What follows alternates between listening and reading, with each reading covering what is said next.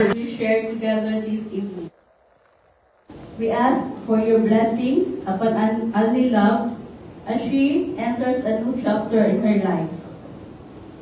May you guide her with wisdom, protect her in every step she takes, and help her grow into a kind, strong, and loving person. Bless her parents, family, relatives, and friends who continue to support and care for her with unconditional love. We also pray for everyone gathered here tonight. May this celebration be filled with happiness, peace, laughter, and meaningful moments that we will always remember.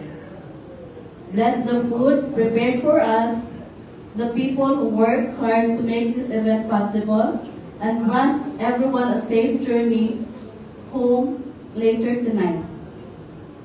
May your love continue to shine upon all of us. In your mighty name we pray. Amen. As